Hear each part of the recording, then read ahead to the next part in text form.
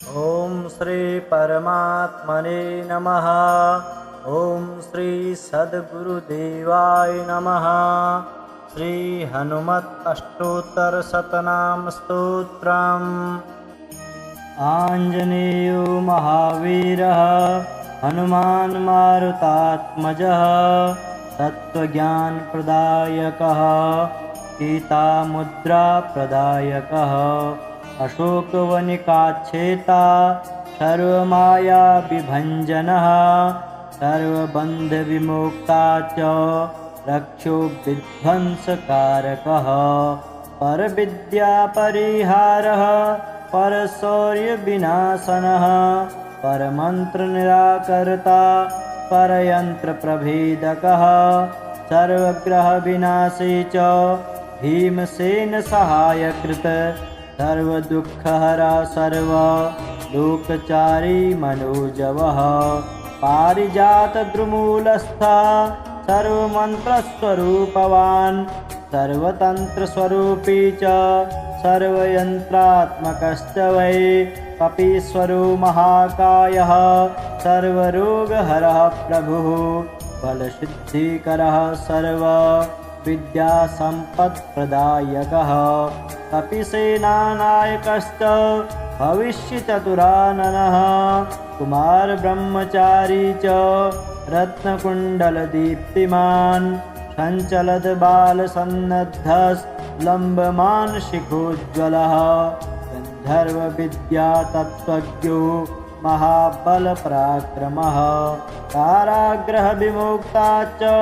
शृङ्खलाबन्धमोचकः सागरोत्तारकः प्राज्ञः रामदूतः प्रतापवान् वानरः केसरिसुतः सीताशोकनिवारणः अञ्जनागर्भसम्भूतो बालार्कसदृशाननः विभीषणप्रियकरो दशग्रीवकुलान्तकः लक्ष्मणप्राणदाता च वज्रकायो महाद्युतिः चिरजीवी रामभक्तो दैत्यकार्यविघातकः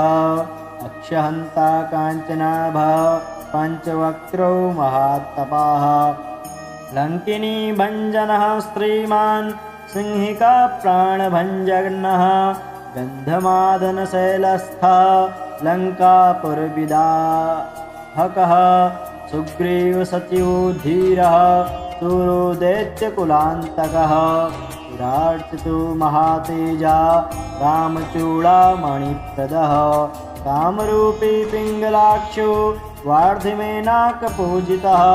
कौलीकृतमार्तण्ड मण्डलो विजितेन्द्रियः रामसुग्रीवसन्धाता महारावणमर्दनः स्फटिकाभूवागधीषु नवव्याकृतिपण्डितः चतुर्बाहुर्दीनबन्धुर्महात्मा भक्तिवत्सलः सञ्जीवननगाहर्ता सुचिर्वाग्मिदृढव्रतः कालनेमि प्रमथनो हरिमर्कटमर्कटः शान्तः शान्तः प्रसन्नात्मा शतकण्ठमदापहृतः योगी रामकथालोलः सीतान्वेषणपण्डितः वज्रदष्टो वज्रनखो रुद्रवीर्यसमुद्भवः इन्द्रजित्प्रतिहितामोघ ब्रह्मास्त्रविनिवारकः पार्थध्वजाग्रसंवासी सरपञ्जरभेदकः दशबाहुर्लोकपूज्यो जाम्बवत्प्रीतिवर्धनः सीतासमेत श्रीराम पादसेवाधुरन्धरः आञ्जनेयो महावीरः हनुमान् मारुतात्मजः तत्त्वज्ञानप्रदायकः गीतामुद्राप्रदायकः अशोकवनिकाच्छेता सर्वमायाविभञ्जनः सर्वबन्धविमुक्ता च रक्षो विध्वंसकारकः परविद्यापरिहारः परशौर्यविनाशनः परमन्त्रनिराकर्ता परयन्त्रप्रभेदकः सर्वग्रहविनाशी च भीमसेनसहायकृत् सर्वदुःखहरा सर्व लोकचारी मनोजवः पारिजातद्रुमूलस्थः सर्वमन्त्रस्वरूपवान् सर्वतन्त्रस्वरूपी च सर्वयन्त्रात्मकश्च वै कपीश्वरो महाकायः सर्वरोगहरः प्रभुः बलसिद्धिकरः सर्वविद्यासम्पत्प्रदायकः कपिसेनानायकश्च भविष्यचतुराननः कुमारब्रह्मचारी च रत्नकुण्डलदीप्तिमान् सञ्चलद्बालसन्नद्धस्लम्बमान् शिखोज्ज्वलः गन्धर्वविद्यातत्त्वज्ञो महाबलपराक्रमः कारागृहविमुक्ता च शृङ्खलाबन्धमोचकः सागरोत्तारकः प्राज्ञः रामदूतः प्रतापवान् वानरः केसरिसुतः सीताशोकनिवारणः अञ्जनागर्भसम्भूतो बालार्कसदृशाननः विभीषणप्रियकरो दशग्रीवकुलान्तकः लक्ष्मणप्राणदाता च वज्रकायो महाद्युतिः चिरजीवी रामभक्तो दैत्यकार्यविघातकः अक्षहन्ता काञ्चनाभः पञ्चवक्त्रो महात्तपाः लङ्किनी भञ्जनः श्रीमान् सिंहिका प्राणभञ्जनः गन्धमादनशैलस्थः लङ्कापुरविदाहकः सुग्रीवसचिवो धीरः शूरो दैत्यकुलान्तकः उदार्चितो महातेजा रामचूडामणिप्रदः कामरूपी पिङ्गलाक्षो वार्धिमेनाकपूजितः कौलीकृतमार्तण्ड मण्डलो विजितेन्द्रियः रामसुग्रीवसन्धाता महारावणमर्दनः स्फटिकाभूवागधीषु नवव्याकृतिपण्डितः चतुर्बाहुर्दीनबन्धुर्महात्मा भक्तवत्सलः सञ्जीवननगाहर्ता सुचिरवाग्मिदृढव्रतः कालनेमि प्रमथनो हरिमर्कटमर्कटः शान्तः प्रसन्नात्मा शतकण्ठमदापहृतः योगी रामकथालोलः सीतान्वेषणपण्डितः वज्रदष्टो वज्रनखो रुद्रवीर्यसमुद्भवः इन्द्रजित्प्रतिहितामोघ ब्रह्मास्त्रविनिवारकः आर्तध्वजाग्रसंवासी करपञ्जरभेदकः दशबाहुर्लोकपूज्यो जाम्बवत्प्रीतिवर्धनः सीतासमेत श्रीराम पादसेवाधुरन्धरः आञ्जनेयो महावीरः हनुमान् मारुतात्मजः तत्त्वज्ञानप्रदायकः सीतामुद्राप्रदायकः अशोकवनिकाच्छेता सर्वमायाविभञ्जनः सर्वबन्धविमुक्ता च रक्षो विध्वंसकारकः परविद्यापरिहारः परशौर्यविनाशनः परमन्त्रनिराकर्ता परयन्त्रप्रभेदकः सर्वग्रहविनाशी च भीमसेनसहायकृत सर्वदुःखहरा सर्वलोकचारी मनोजवः पारिजातद्रुमूलस्थः सर्वमन्त्रस्वरूपवान् सर्वतन्त्रस्वरूपी च सर्वयन्त्रात्मकश्च वै कपीश्वरो महाकायः सर्वरोगहरः प्रभुः बलसिद्धिकरः सर्वविद्यासम्पत्प्रदायकः कपिसेनानायकश्च भविष्यचतुराननः कुमारब्रह्मचारी च रत्नकुण्डलदीप्तिमान् सञ्चलद्बालसन्नद्धस्लम्बमान् शिखोज्ज्वलः गन्धर्वविद्यातत्त्वज्ञो महाबलपराक्रमः कारागृहविमुक्ता च शृङ्खलाबन्धमोचकः सागरोत्तारकः प्राज्ञः रामदूतः प्रतापवान् वानरः केसरिसुतः सीताशोकनिवारणः अंजनागर्भसम्भूतो बालार्कसदृशाननः विभीषणप्रियकरो दशग्रीवकुलान्तकः लक्ष्मणप्राणदाता च वज्रकायो महाद्युतिः चिरजीवी रामभक्तो दैत्यकार्यविघातकः अक्षहन्ता काञ्चनाभः पञ्चवक्त्रो महात्तपाः लङ्किनी भञ्जनः श्रीमान् सिंहिका प्राणभञ्जनः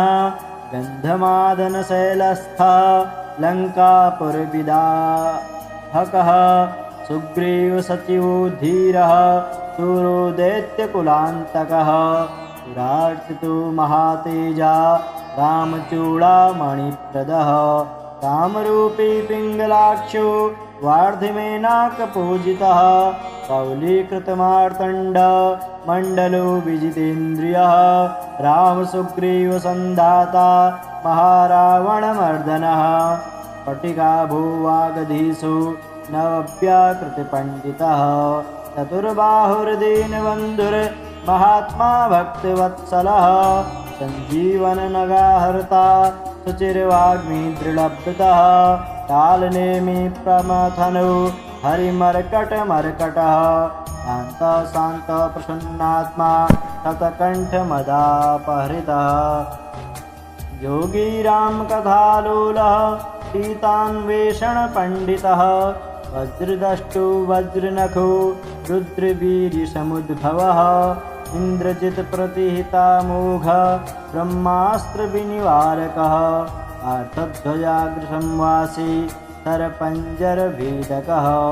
दशबाहुर्लोकपूज्यो जाम्बवत्प्रीतिवर्धनः सीतासमेत श्रीराम पादसेवाधुरन्धरः आञ्जनेयो महावीरः हनुमान् मारुतात्मजः तत्त्वज्ञानप्रदायकः सीतामुद्राप्रदायकः अशोकवनिकाच्छेता सर्वमायाविभञ्जनः सर्वबन्धविमुक्ता च रक्षो विध्वंसकारकः परविद्यापरिहारः परशौर्यविनाशनः परमन्त्रनिराकर्ता परयन्त्रप्रभेदकः सर्वग्रहविनाशी च भीमसेनसहायकृत सर्वदुःखहरा सर्वलोकचारी मनोजवः पारिजातद्रुमूलस्थः सर्वमन्त्रस्वरूपवान् सर्वतन्त्रस्वरूपी च सर्वयन्त्रात्मकश्च वै कपीश्वरो महाकायः सर्वरोगहरः प्रभुः बलसिद्धिकरः सर्वविद्यासम्पत्प्रदायकः कपिसेनानायकश्च भविष्यचतुराननः कुमारब्रह्मचारी च रत्नकुण्डलदीप्तिमान् सञ्चलद्बालसन्नद्धस्तम्भमान् शिखोज्ज्वलः गन्धर्वविद्यातत्त्वज्ञो महाबलपराक्रमः कारागृहविमुक्ता च शृङ्खलाबन्धमोचकः सागरोत्तारकः प्राज्ञः रामदूतः प्रतापवान् वानरः केसरिसुतः सीताशोकनिवारणः अञ्जनागर्भसम्भूतो बालार्कसदृशाननः विभीषणप्रियकरो दशग्रीवकुलान्तकः लक्ष्मणप्राणदाता च वज्रकायो महाद्युतिः चिरजीवी रामभक्तो दैत्यकार्यविघातकः अक्षहन्ता काञ्चनाभः पञ्चवक्त्रो महात्तपाः लङ्किनी भञ्जनः श्रीमान् सिंहिका प्राणभञ्जनः गन्धमादनशैलस्था लङ्कापुरविदाहकः सुग्रीवसचिवो धीरः शूरो दैत्यकुलान्तकः पुरार्चितो महातेजा रामचूडामणिप्रदः कामरूपी पिङ्गलाक्षो वार्धिमेनाकपूजितः कौलीकृतमार्तण्ड मण्डलो विजितेन्द्रियः रामसुग्रीवसन्धाता महारावणमर्दनः स्फटिकाभूवागधीषु नवव्याकृतिपण्डितः चतुर्बाहुर्दीनबन्धुर्महात्मा भक्तिवत्सलः सञ्जीवननगाहर्ता सुचिर्वाग्मिदृढव्रतः कालनेमि प्रमथनो हरिमर्कटमर्कटः शान्तः शान्तः प्रसन्नात्मा शतकण्ठमदापहृतः योगी रामकथालोलः सीतान्वेषणपण्डितः वज्रदष्टो वज्रनखो रुद्रवीर्यसमुद्भवः इन्द्रजित्प्रतिहितामोघ ब्रह्मास्त्रविनिवारकः पार्थध्वजाग्रसंवासी सरपञ्जरभेदकः दशबाहुर्लोकपूज्यो जाम्बवत्प्रीतिवर्धनः सीतासमेत श्रीराम पादसेवाधुरन्धरः आञ्जनेयो महावीरः हनुमान् मारुतात्मजः तत्त्वज्ञानप्रदायकः सीतामुद्राप्रदायकः अशोकवनिकाच्छेता सर्वमायाविभञ्जनः सर्वबन्धविमुक्ता च रक्षो विध्वंसकारकः परविद्यापरिहारः परशौर्यविनाशनः परमन्त्रनिराकर्ता परयन्त्रप्रभेदकः सर्वग्रहविनाशी च भीमसेनसहायकृत सर्वदुःखहरः सर्वलोकचारी मनोजवः पारिजातद्रुमूलस्थः सर्वमन्त्रस्वरूपवान् सर्वतन्त्रस्वरूपी च सर्वयन्त्रात्मकश्च वै कपीश्वरो महाकायः सर्वरोगहरः प्रभुः बलसिद्धिकरः सर्वविद्यासम्पत्प्रदायकः कपिसेनानायकश्च भविष्यचतुराननः कुमारब्रह्मचारी च रत्नकुण्डलदीप्तिमान् सञ्चलद्बालसन्नद्धस्लम्बमान् शिखोज्ज्वलः गन्धर्वविद्यातत्त्वज्ञो महाबलपराक्रमः कारागृहविमुक्ता च शृङ्खलाबन्धमोचकः सागरोत्तारकः प्राज्ञः रामदूतः प्रतापवान् वानरः केसरिसुतः सीताशोकनिवारणः अञ्जनागर्भसम्भूतो बालार्कसदृशाननः विभीषणप्रियकरो दशग्रीवकुलान्तकः लक्ष्मणप्राणदाता च वज्रकायो महाद्युतिः चिरजीवी रामभक्तो दैत्यकार्यविघातकः अक्षहन्ता काञ्चनाभः पञ्चवक्त्रो महात्तपाः लङ्किनीभञ्जनः श्रीमान् सिंहिका प्राणभञ्जनः गन्धमादनशैलस्थः लङ्कापुरविदाहकः सुग्रीवसचिवो धीरः शूरो दैत्यकुलान्तकः सुरार्चितो महातेजा रामचूडामणिप्रदः कामरूपी पिङ्गलाक्षो वार्धिमेनाकपूजितः कौलीकृतमार्तण्ड मण्डलो विजितेन्द्रियः रामसुग्रीवसन्धाता महारावणमर्दनः स्फटिकाभूवागधीषु नवव्याकृतिपण्डितः चतुर्बाहुर्दीनबन्धुर्महात्मा भक्तिवत्सलः सञ्जीवननगाहर्ता शुचिर्वाग्मिदृढव्रतः कालनेमि प्रमथनो हरिमर्कटमर्कटः शान्तः शान्तः प्रसन्नात्मा शतकण्ठमदापहृतः योगी रामकथालोलः सीतान्वेषणपण्डितः वज्रदष्टो वज्रनखो रुद्रवीर्यसमुद्भवः इन्द्रजित्प्रतिहितामोघ ब्रह्मास्त्रविनिवारकः पार्थध्वजाग्रसंवासी सरपञ्जरभेदकः दशबाहुर्लोकपूज्यो जाम्बवत्प्रीतिवर्धनः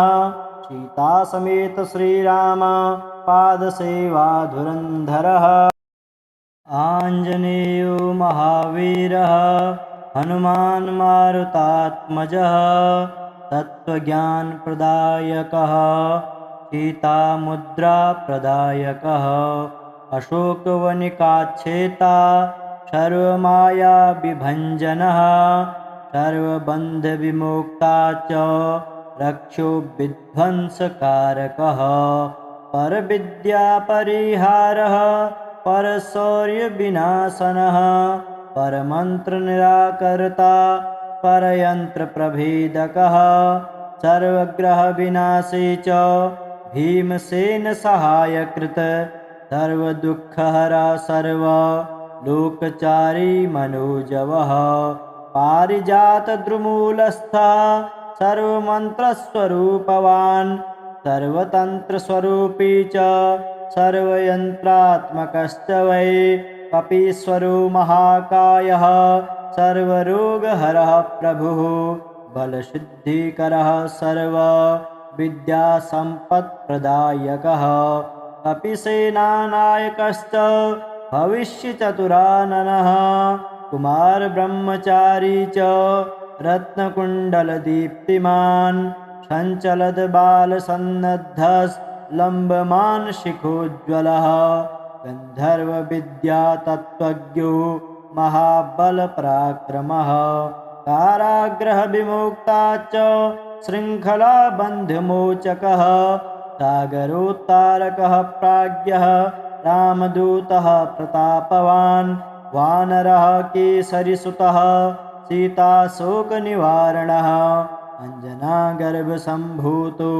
बालार्कसदृशाननः विभीषणप्रियकरो दशग्रीवकुलान्तकः लक्ष्मणप्राणदाता च वज्रकायो महाद्युतिः चिरजीवी रामभक्तो दैत्यकार्यविघातकः अक्षहन्ता काञ्चनाभः पञ्चवक्त्रो महात्तपाः